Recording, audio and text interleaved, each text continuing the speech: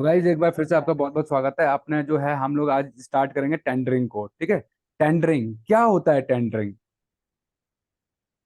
कुछ बता सकता है? टेंडरिंग होता क्या है?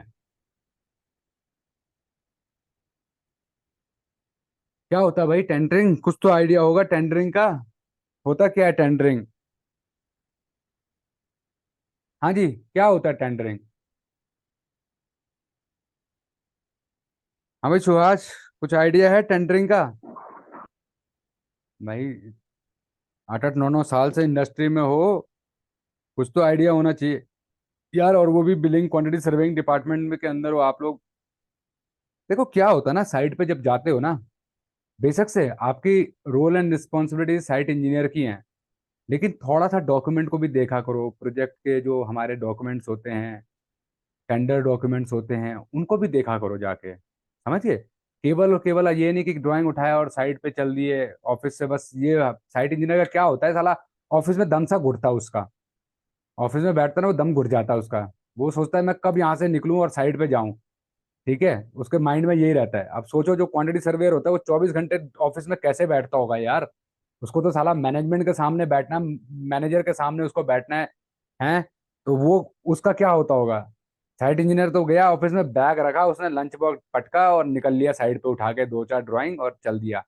थोड़ा इधर घूमा, थोड़ा उधर घूमा, दो चार देखा, थोड़ा बहुत काम बनाया, बस उसके बाद लंच हो गया, लंच में किया और फिर थोड़ा फिर खाना खा के जो है दोबारा से निकल गया साइड पे, एक राउंड मारा और दो चार ऐसा ही दिया, साइट इंस्ट्रक्शन नोट्स वगैरह दिए, बस फिर आ गए ऑफिस में और शाम का टाइम हो गया, चाय पिया, नाश्ता किया, घर निकल गए। तो ऐसा नहीं होना चाहिए। अगर आपको ग्रो करना है इंडस्ट्री में तो आपको थोड़ा बहुत ऑफिस के डॉक्यूमेंट्स वगैरह के भी, अपने प्रोजेक्ट से रिलेटेड आपको इन्फॉर्मेशन होनी चाहिए।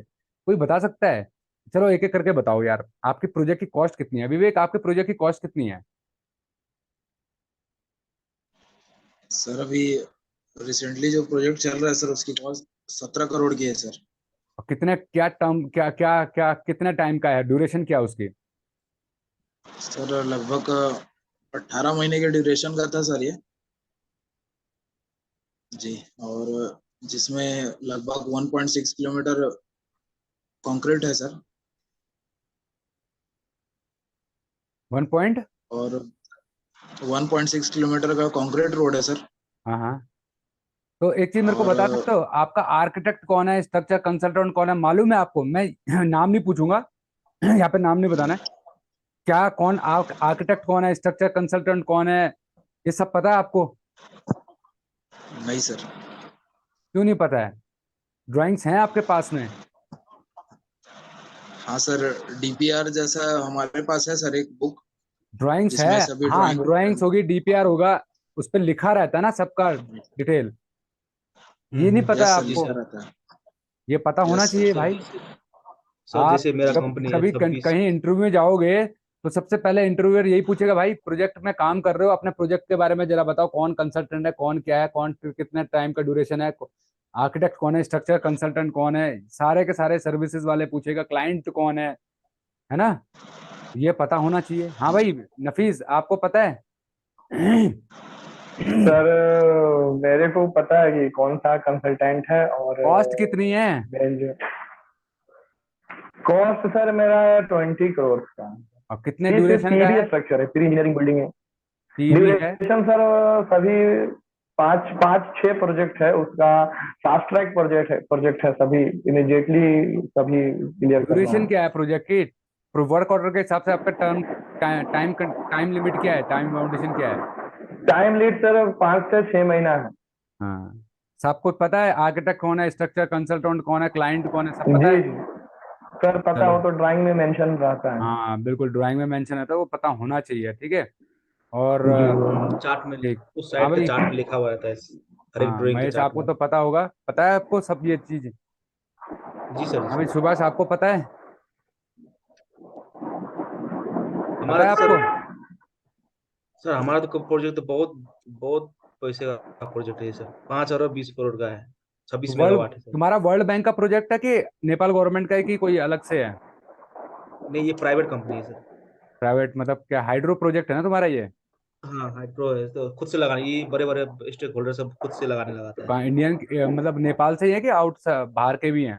नेपाल के ही है, सब नेपाल के नेपाल के ही लोकलाइट्स है। हैं, लोकल मतलब लोकल हाँ वो हैं, सारे स्टेक होल्डर्स हाँ, हैं। लोकल वो बहुत सारे प्रोजेक्ट बनाए हैं नेपाल में सर, बहुत सारे, खाली अच्छा हाइड्रो पावर ही बनाए हैं, पैसे वाले अच्छा, हैं मतलब, होता है ना। चलो ठीक है। तो अल्टीमेटली क्लाइंट कौन है, खुद के बना रहे हैं कि अल्टीमेटली क्लाइंट कोई नेपाल गवर्नमेंट है या फिर वर्ल्ड बैंक है?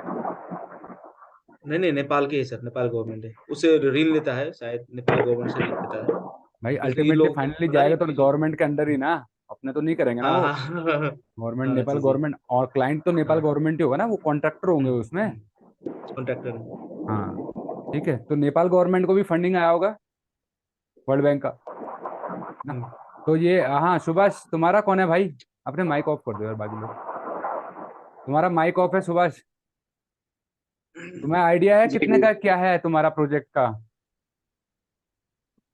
मेरा प्रोजेक्ट सर 30 करोड़ का है। हाँ, ड्यूरेशन क्या है?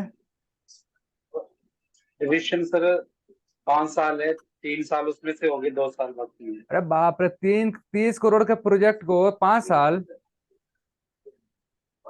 नहीं सर, वैसे स्ट्रक्चर है, ऑल ओवर द प्रोजेक्ट की कॉस्ट 104 करोड़ की है। अब अपने तो, पास सिविल वर्क है सर, तो तुम्हारे पास सिविल तो वर्क तो थोड़ा तुम्हारा तुम्हारा पहाड़ों में थोड़ा सा काम।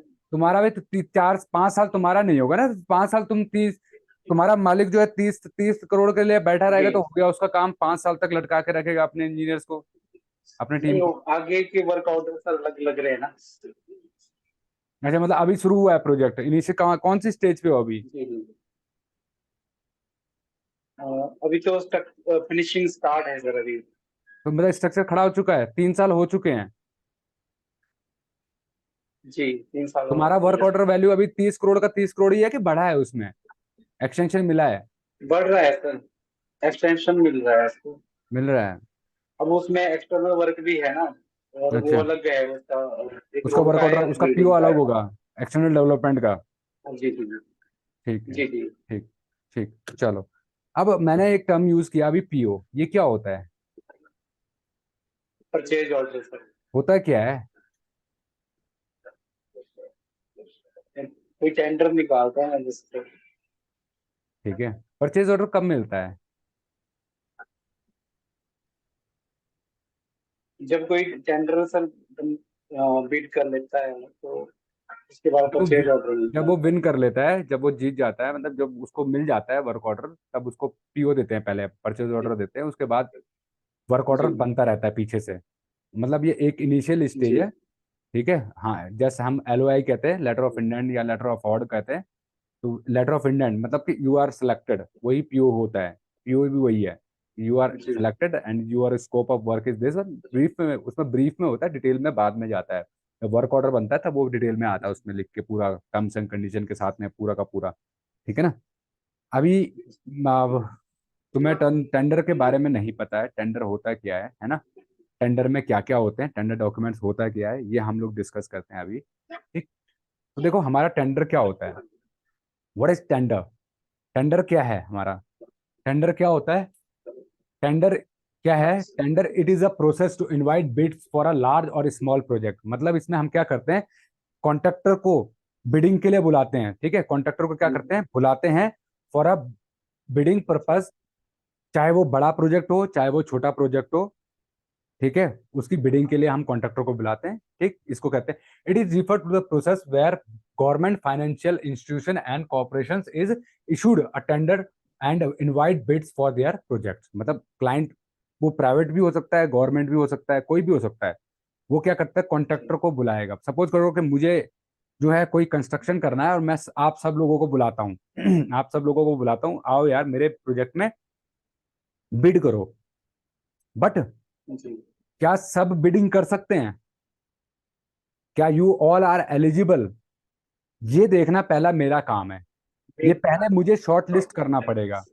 ठीक है, शॉर्ट लिस्टिंग होती है। अब जैसे धीरज है, अब ये कॉलेज में पढ़ रहा है, ही इज नॉट एलिजिबल। ठीक है, तो जो लोग कैपेबल हैं उनको मैं बिडिंग के लिए बुलाऊंगा। और पहले, उससे पहले क्या है, हम एक क्या कहते हैं, सिलेक्शन जो है क्राइटेरिया बनाते हैं और उसमें जो है शॉर्टलिस्ट करते हैं।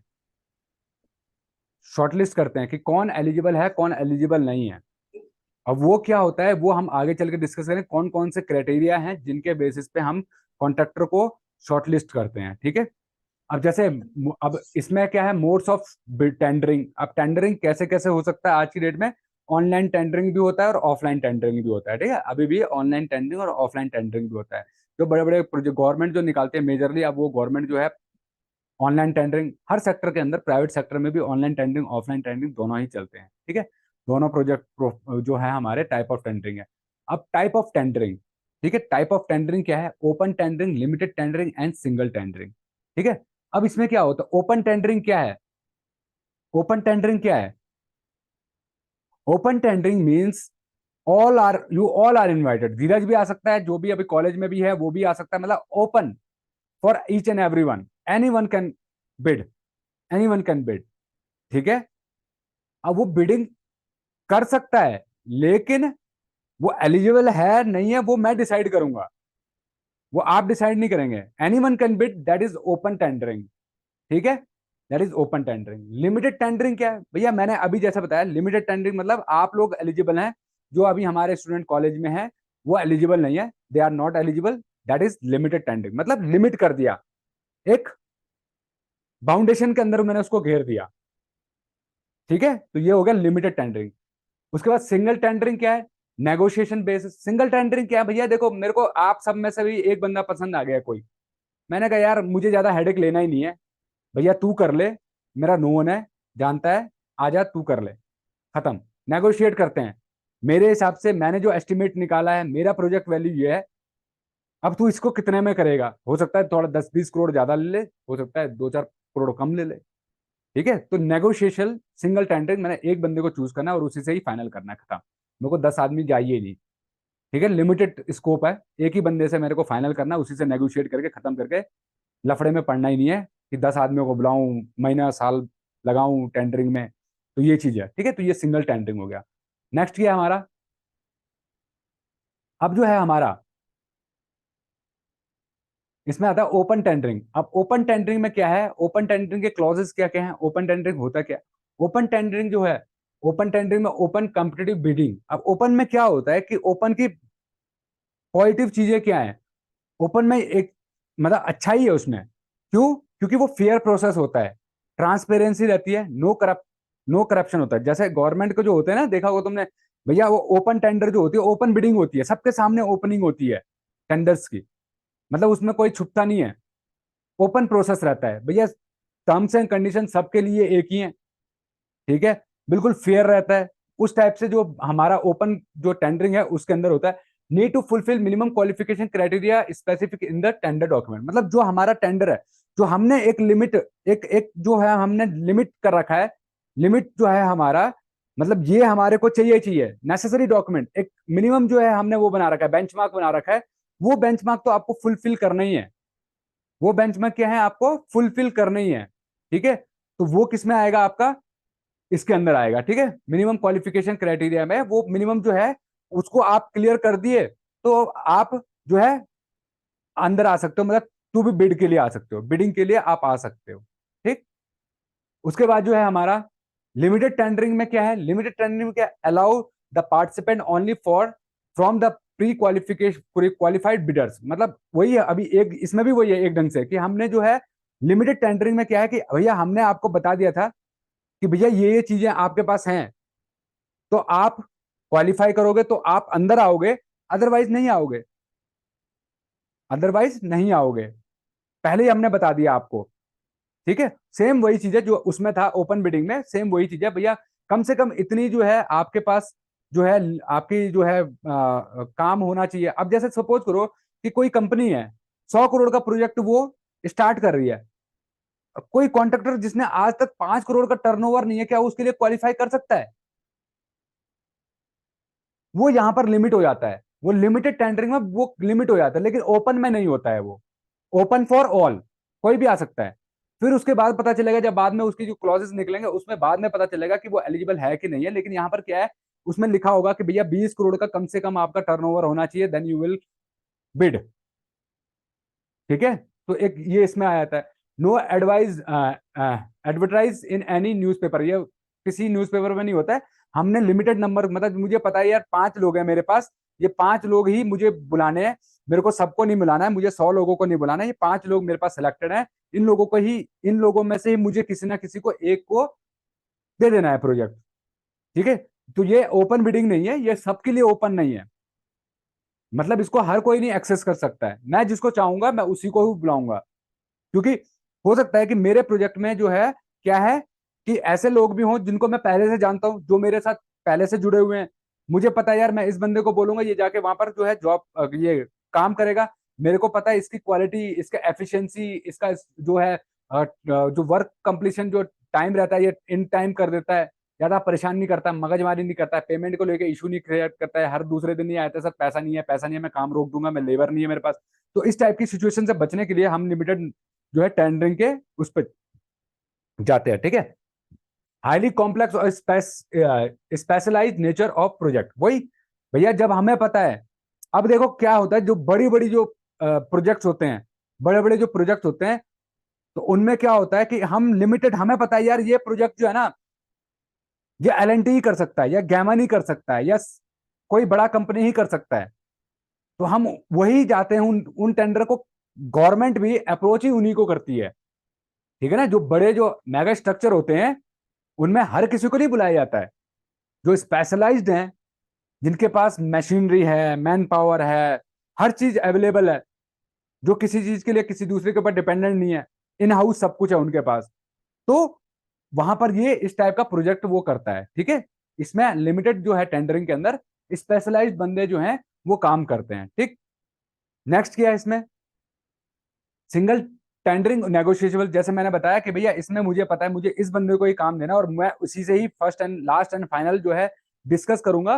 तो क्या है, सिंगल टेंडरिंग में जो है when there is only one supplier और one vendor in an item, develop confidence in one vendor, मतलब मुझे पता है यार ये एक बंदा जो है मेरे साथ इतने सालों से काम कर रहा है। वो देखा होगा तुमने, बहुत सारे क्लाइंट होते हैं, बहुत सारे जो होते हैं अगर तुम कॉन्ट्रैक्टर साइड से, तुमने भी देखा होगा यार, तुम्हारे जो सीनियर्स हैं, मालिक है, उसको पता है यार ये वो ही एक ही बंदा है, वो 4-5 प्रोजेक्ट कर रहा है यार, उसका करे जा रहा है करे जा रहा है कई सालों से, है ना, क्योंकि उसको उस पर रिलायबल है, उसको एक कॉन्फिडेंट है, फिर उसके साथ में उसकी ट्यूनिंग अच्छी है। ठीक है, अगर 2-4 महीने अगर पेमेंट नहीं भी आता तो भी वो काम छोड़ के नहीं जाएगा, हाथ खड़े नहीं करेगा, उसको पता है यार ये चलो कोई नहीं, आज इसके पास पैसा नहीं है, मालिक के बीच में और उसके बीच में अंडरस्टैंडिंग है इस टाइप की कि अगर कुछ भी डिले होता है यार आपस में वो बात करके जो है उस प्रॉब्लम को सॉल्व कर सकते हैं। तो इस टाइप के प्रोजेक्ट में हमारा क्या होता है, कॉन्फिडेंस होता है दूसरे बंदे के ऊपर जिसको भी आप काम दे रहे हैं, non competition and no transparency, कोई कंपटीशन तो है ही नहीं, ऑब्वियस सी बात है, कोई कंपटीशन में है नहीं तो उसमें ट्रांसपेरेंसी भी नहीं है और कोई उसमें कंपटीशन भी नहीं है। High risk of unacceptable practices, मतलब इसमें क्या है, ये हम अपने हिसाब से कर रहे हैं भाई, इसमें जब हमारे पास कोई बंदा है ही नहीं। अब ये पेन है, सपोज करो ये पेन है, मैंने बनाया इसको 10 रुपए में है, और मैं चाहता हूं कि भैया इसको 10 रुपए में मुझे 12 रुपए प्रॉफिट मिलकर दे दे। अब वो अगला बंदा जो है उसको 15 में बेच रहा है, 20 में बेच रहा है, वो उसकी वो है। ठीक है, अब मुझे अगर उस बंदे को अगर उसने कहा नहीं सर मैं तो 10 में ही लूंगा, मैं उसको सेल आउट करना चाह रहा हूँ 12 रुपए में, ठीक है, मैं उसको सेल आउट करना चाह रहा हूँ 12 रुपए में, वो कह रहा है नहीं सर मैं तो 10 में ही लूंगा। अब हमें हो सकता है कि हमारी मजबूरी है, हमें ये देना भी पड़ेगा उसको, क्योंकि कंपटीशन ही नहीं है ना। तो इस केस में क्या होगा कि हमारे हिसाब से नहीं, उसके हिसाब से चलेगी कंडीशंस। ठीक, तो यहाँ पर जो है एक अनएक्सेप्टेबल जो है एक प्रैक्टिस है भैया, हमें पता है रिस्क भी है और बेनिफिट भी है, कहीं पे हो सकता है वो हमारी मजबूरी का, अगले बंदे का पता नहीं है ना वो किस माइंडसेट से है, हो सकता है उसको मूड ही नहीं है, उससे हमसे अच्छा क्लाइंट मिल गया, उसने क्या किया यार नहीं यार छोड़ना यार भाड़ में जाए, इसका काम करना ही नहीं है अगली बारी से, तो आज इसको परेशान कर दो इस प्रोजेक्ट में अंदर। तो ये एक रिस्क भी है कि नहीं है, एक रिस्क भी है, उसने माइंड बना लिया नहीं है मुझे तो इसको परेशान करना ही करना है, लास्ट प्रोजेक्ट है इसके साथ, इसके बाद मुझे इस काम, हो सकता है वही प्रोजेक्ट जो है आपके गले की हड्डी बन जाए, हाई रिस्क हो जाए उसको। ये एक हाई अनएक्सपेक्टेबल जो है प्रैक्टिस है, रिस्केबल प्रैक्टिस है। ठीक, उसके बाद जो है how to find right vendor, how to find right tender, right tender आप कैसे आपको मिल सकता है, कहाँ कहाँ आज की डेट में कहाँ कहाँ टेंडर मिलते हैं हमारे को, न्यूज़पेपर में मिलते हैं, अगर गवर्नमेंट वाले हैं या प्राइवेट सेक्टर के भी प्रोजेक्ट जो हैं काफी सारे वो न्यूज़पेपर में आते हैं। ठीक है, गवर्नमेंट ऑफिशियल वेबसाइट पर मिल जाते हैं, या ऑनलाइन टेंडर की वेबसाइट, आज बहुत सारी वेबसाइट्स हैं जहां पर कि आपको टेंडर्स मिलते हैं। ठीक है, पता होगा इनके बारे में, पता है ना कहाँ कहाँ पर मिलते हैं, अगर गूगल पे जाकर सर्च करोगे टेंडर तो बहुत सारी वेबसाइट निकल के आ जाएंगे आपको, जिन पे आप टेंडर को सर्च कर सकते हो। ठीक है, कई कई सर्विसेज ऐसी हैं, ज़्यादातर मैक्सिमम जो है पेड होती हैं, वो देखने के लिए देती हैं। जब आप उनमें अप्लाई करने लगो तो पेड पैसा मांगती हैं, वो चार्ज मांगती हैं। लेकिन वो तभी आप करोगे ना जब आप रियली में आप एक जो है एंटरप्रेन्योर हो गए या फ्रीलांसर हो गए कि खुद का काम कर रहे हो, तभी आप वहाँ पे पेड सर्विसेज लोगे। नहीं तो क्यों लोगे? नहीं तो खाली देखोगे हाँ यार काम चल रहा है, ये चल रहा है। या आप कंपनी के लिए उस टेंडरिंग डिपार्टमेंट में हो, आप कंपनी के लिए टेंडरिंग डिपार्टमेंट में हो, आपका काम है कंपनी के लिए काम लाना, तब आप जो है इन वेबसाइट को एक्सेस करोगे। ठीक है, तो जो है उसके बाद आता है कंटेंट ऑफ टेंडर, ये इंपॉर्टेंट है। ठीक है, कंटेंट ऑफ टेंडर, भैया इसका स्क्रीनशॉट लेना जिसको लेना है। ठीक है, आप लोगों के पास है? ठीक है, content of tender, content of tender क्या क्या होते हैं? सबसे इंपॉर्टेंट ये है, क्या क्या है? ब्रीफ डिस्क्रिप्शन ऑफ वर्क, ठीक, instruction of tender, tender form, condition of contracts में क्या क्या आती है? General contract condition, special contract condition, specification, drawings, bill of quantities, schedules of rate and EHS, health and जो है health safety and environment manuals, EHS manuals भी बोलते हैं इनको। तो ये एक टेंडर के साथ में ना ये चीजें होती ही होती हैं। जैसे बुक होती है ना, बुक, बुक में इंडेक्स होता है कि भैया आपको इस बुक के अंदर क्या क्या मिलने वाला है। तो उसी तरह से हमारे को हमारे टेंडर के अंदर क्या क्या मिलने वाला है वो आपको यहां पर मिलेगा। मतलब ये एक ढंग से इंडेक्स है टेंडर का। ठीक है, ये टेंडर का इंडेक्स है।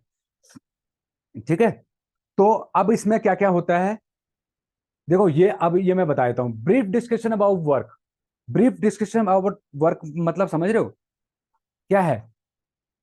एक बता दिया गया है, जैसे अगर आप कोई भी सिविल इंटीरियर का काम कर रहे हो, सिविल C&I है आपके, C&I, तो आपको उसमें लिखा रहेगा कि भैया आपको जो है C&I का काम करना है। ठीक है, ये हम आपको अवार्ड कर रहे हैं। ब्रीफ डिस्कशन, अब ये G+2 का है, G+4 का है, G+10 का है, या कितना स्टोरी का है, ये आपका उसमें लिखा है। ब्रीफ रहेगा, मतलब डिटेल में नहीं रहेगा, एक छोटा सा ब्रीफ रहेगा आपको बताने के लिए आपका स्कोप ऑफ वर्क। ठीक है, उसके बाद रहेगा instruction to tenderer. Instruction to tenderer मतलब कि आपने जो है टेंडर को किस प्रकार से कोट करना है। ठीक है, टेंडर को किस प्रकार से कोट करना है, ये हम आगे चल के डिटेल में पढ़ेंगे इनको। ठीक है, उसमें ये रहेगा। टेंडर फॉर्म मतलब क्या है कि जो आप टेंडर को कोट कर रहे हो, तो टेंडर का आपने फिल कैसे करना है उस टेंडर को, मतलब उसको टेंडर को कोट कैसे करना है, उसका फॉर्म होता है, टेंडर फॉर्म बोलते हैं उसको। आप लिखोगे उसमें गारंटी वगैरह का लिखोगे, अपना नाम लिखोगे, गारंटी जो आप दे रहे हो, जो गारंटी आप दे रहे हो, EMD बोलते हैं ना, अर्नेस्ट मनी डिपॉजिट, उसका डिटेल रहेगा। ये सब चीजें उसमें रखनी पड़ती हैं टेंडर फॉर्म के अंदर। उसके बाद क्या है? General contract condition, special contract condition. General contract condition क्या है? ये जनरली जो है एक कंपनी ना एक एक कई चीज देखी होगी, कई चीजें ऐसी होती है जो कि कॉपी पेस्ट मार देते हैं। कई चीजें हमारे टेंडर के अंदर कॉपी पेस्ट होता है, मतलब वो हर प्रोजेक्ट के लिए कंपनी का एक जर्नल कंडीशन है। भैया आप रोड पे चल रहे हो तो बेसिक चीजें आपको पता है, हेलमेट तो लगाना ही लगाना है, शूज पहनने ही पहनने हैं। ठीक है, अपनी साइड पे जो है चलना ही चलना है, ये नहीं कि गलत लाइन में चले जाओ, रॉन्ग साइड में आप ड्राइव करो। तो ये बेसिक चीजें हैं, ये किसी को बताने की जरूरत नहीं है, किसी भी ड्राइवर को या किसी भी जो व्हीकल चला रहा है उसको। ठीक है ना, ये जर्नल चीजें हैं। अब स्पेशल क्या है? स्पेशल मतलब कभी सर्कमस्टांसेस हो गए, डबल लाइन डबल वे को सिंगल वे बना दिया, इस टाइप की सर्कमस्टांसेस जो स्पेशली जो सुपरसीड करती हैं जनरल कॉन्ट्रैक्ट कंडीशन में। इसमें जनरल कॉन्ट्रैक्ट कंडीशन के अंदर हर चीज मिलेगी आपको, पेमेंट से रिलेटेड, सेफ्टी से रिलेटेड, क्वालिटी से रिलेटेड, सब चीज मिलेगी। लेकिन उसको सुपरसीड कौन करता है? सुपरसीड करता है स्पेशल कॉन्ट्रैक्ट कंडीशन। इस पे मतलब कि स्पेशली उस प्रोजेक्ट को माइंड में रख के हम कुछ कंडीशन को ड्राइव करते हैं, कुछ कंडीशन को क्रिएट करते हैं, और वो किस में आता है? स्पेशल कॉन्ट्रैक्ट कंडीशन में। तो हम एक कंपनी का जो ओनर होता है ना, एक कंपनी का ओनर, वो स्पेशल कॉन्ट्रैक्ट कंडीशन को ही देखता है, वो जनरल कॉन्ट्रैक्ट कंडीशन को देखते नहीं है ज्यादा। वो 3-4 पन्ने को देख के ही कॉन्ट्रैक्टर को समझ में आता है ये प्रोजेक्ट के लिए मुझे जाना चाहिए या नहीं जाना चाहिए। ठीक है, इसको हम बाद में डिटेल डिस्कस करते हैं। स्पेसिफिकेशन क्या है? टेक्निकल स्पेसिफिकेशन कि भैया सीमेंट कौन सा यूज कर रहे हो, स्टील कौन सा यूज करना है, 4-5 मेक दे देगा, 3-4 मेक दे देगा आपको अल्टरनेट। अगर ये नहीं मिल रहा तो ये ले लेना, ये नहीं मिल रहा तो ये लेना, ये नहीं मिल रहा तो ये ले लेना, इनमें से कोई भी any one you can choose. और स्टील कौन सा लेना है, टाइल्स कौन सा लगाना है, क्या लगाना है, मटेरियल का स्पेसिफिकेशन, मटेरियल से रिलेटेड रहेगा स्पेसिफिकेशन के अंदर। फिर ड्राइंग्स रहेंगी कि भैया आपको जैसे, अब ये जो ड्राइंग्स होते हैं these are called tender drawings, मतलब जिसके ऊपर हमने क्या किया है, बीओक्यू को बनाया है। हमारा टेंडर का जो अमाउंट है ना, वो कहां से निकला है, इन ड्राइंग्स के बेस पे निकला है। ठीक है, तो ये ड्राइंग्स कॉन्ट्रैक्टर को भी दी जाती हैं ताकि कॉन्ट्रैक्टर भी जो है एक बारी रिव्यू करके अपने हिसाब से क्वांटिटी निकाले। क्या कॉन्ट्रैक्टर भी ना, ऐसा नहीं है कि वो जो बीओक्यू में उसने आइटम लिखे हुए हैं और वही आइटम वो कोड करता है, वो पूरी ड्राइंग को स्टडी करते हैं। हो सकता है कि क्लाइंट ने कुछ चीजें छोड़ दी हो, कोई आइटम बीओक्यू में ना हो, देन व्हाट, बाद में लफड़ा हो जाएगा ना।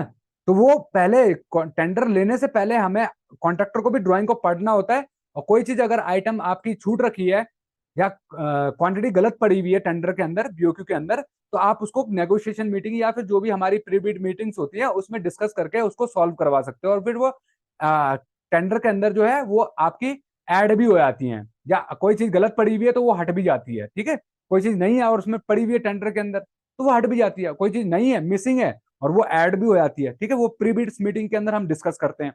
उसके बाद जो है बिल ऑफ क्वांटिटीज यहाँ पर रहता है, शेड्यूल्स ऑफ रेट रहेगा, बताएगा भैया आपको बीओक्यू मतलब पूरा डिटेल क्वांटिटी। इसमें हमने देखा रेट वाला जो कॉलम होता है ना, रेट वाला कॉलम वो खाली रहता है, रेट और अमाउंट वाला कॉलम खाली रहता है, खाली आइटम डिस्क्रिप्शन, यूनिट और क्वांटिटी रहती है। बाकी रेट और अमाउंट का कॉलम वो आपके लिए खाली रखा जाता है कि भैया आप अपना क्वांटिटी रेट निकालो और डालो, रेट निकालो और अमाउंट बताओ ताकि आप एक टोटल वैल्यू फाइंड आउट कर सको। ठीक है, फिर हेल्थ एंड सेफ्टी मैनुअल्स रहेंगे, भैया आपको किस तरह से जो है अपनी साइट के ऊपर जो है सेफ्टी वगैरह को मेंटेन करना है, वो चीजें यहाँ पर रहेंगी। ठीक है, इन्वायरमेंटल हेल्थ एंड पॉलिसी जो है वो आपके इसमें रहेगी। ठीक, नेक्स्ट क्या है, अब ये चीज हो गई ये। ठीक है, तो ये हमारा जो है टेंडर का है। अभी ये मीटिंग ओवर हो रही है, इसके बाद वाली मीटिंग में अब इन चीजों को हम लोग डिटेल में जानेंगे। ठीक है, मैं लिंक भेजता हूं अभी, उसमें डिटेल में बात करते हैं।